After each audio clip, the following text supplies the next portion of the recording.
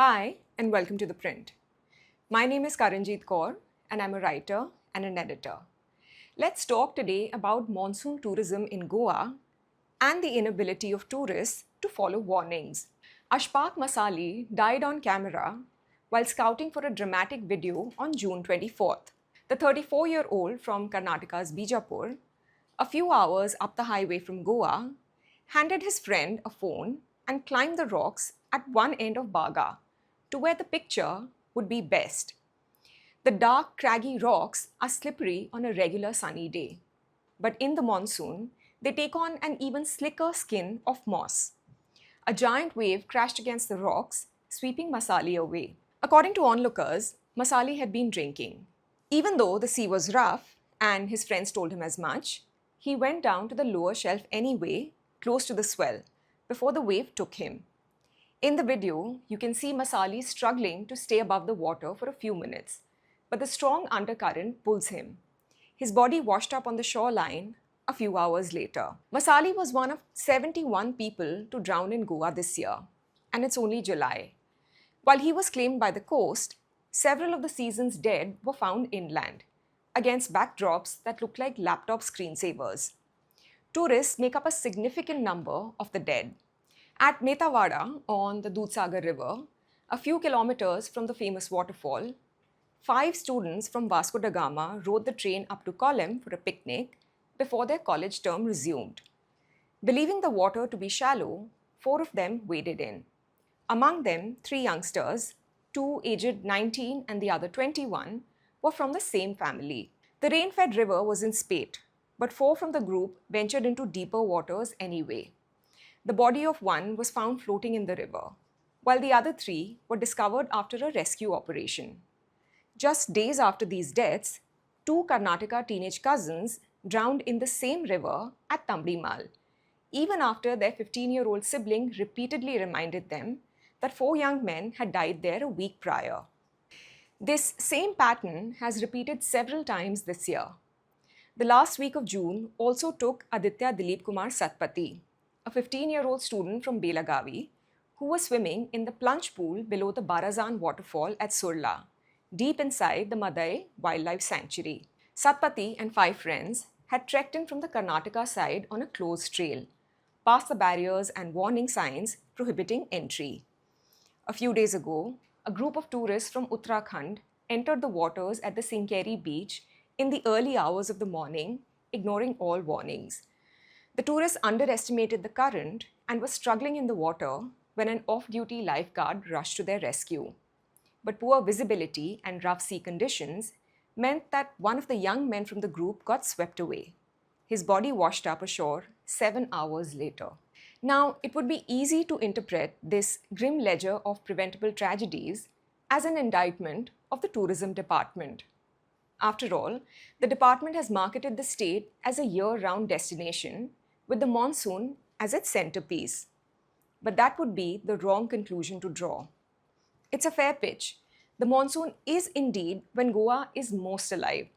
The coast is at its most cinematic, with its grey, enormous, windswept skies reflecting the mood of the sea below. But it is the state's hills and inland areas that really steal the show. The paddy fields green over almost overnight, and waterfalls that were a trickly stain on the cliffs just days before roar down the ghats. For the most part, Goa's tourism has relied on winter arrivals. But over the last few years, the tourism department has systematically sought to broaden the calendar. Earlier this year, in a bid to expand domestic tourist footfalls, the department reportedly spent 3 crore rupees on a 45-day outdoor advertising campaign across 11 Indian cities. The targeted cities included those with a significant middle class, such as Lucknow, Prayagraj, Patna, Thiruvananthapuram, Pune, Nashik, Kolkata, several cities in Gujarat, and Hyderabad. The spa brochure vocabulary of these endeavors, like glow on arrival, monsoon on a plate, Goa beyond beaches, leans into the aspirations of the middle-class domestic tourist. There is a concerted effort to package and promote festivals like Saujao and Chikhal Khalo that were once local affairs, real competitions attached.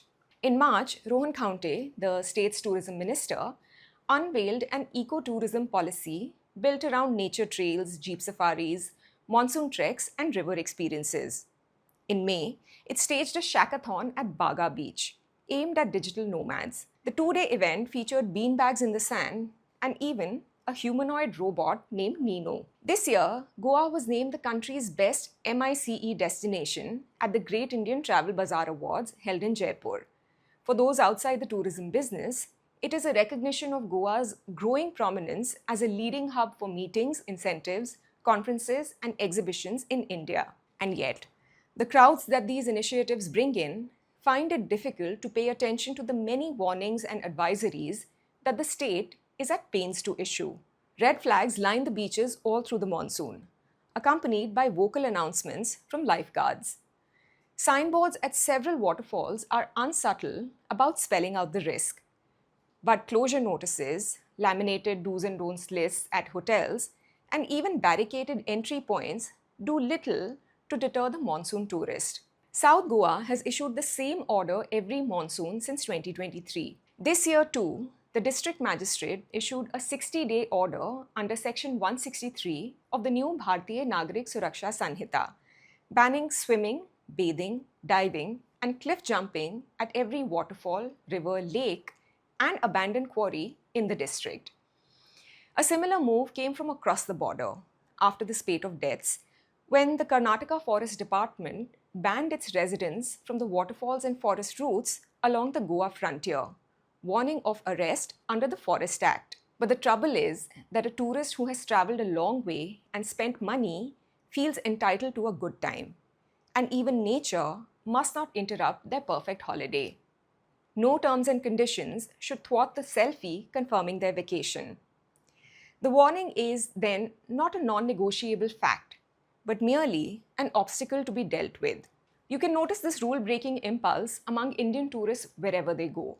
But Goa is where these waters are first tested. In a report published in The Goan from a couple of weeks ago, lifeguards said that the hardest part was persuading tourists to heed their warnings. The Goa government has appointed Drishti Marine Lifesavers, a private agency that deploys over 490 lifesavers and marshals across 58 beaches in Goa, as well as high footfall areas like Mayam Lake, Dudhsagar, and Savri waterfalls. Amit Mahale, a sector leader with the agency, said in the report, "We do our best to convince tourists not to enter the sea whenever the waters are rough, or there is a possibility of strong currents, but many simply ignore our appeals." Mahale said that many drunk tourists get aggressive, arguing that they've spent money to come to Goa only to enjoy the sea, so they don't want to be stopped.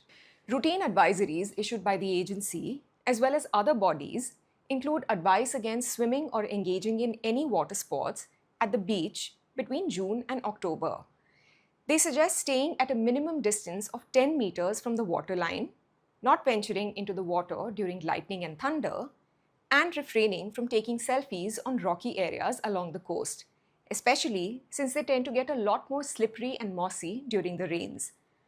The last one has proved particularly difficult for lifeguards to enforce. Those who are in the pursuit of the perfect selfie or reel are very hard to dissuade. One of the lifeguards interviewed said that when the waves begin crashing against the rocks, they immediately ask visitors to move to safer spots, but are often ignored.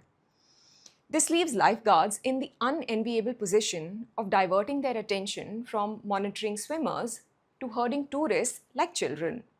The state, the tourism department, and its many allied bodies have done what they can be expected to do. Of course, they can always do more by way of awareness drives. But the campaigns, bans, lifeguards, and even FIRs have all been aimed at one thing: keeping the tourist safe and alive. But the rest of us have to take on some responsibility.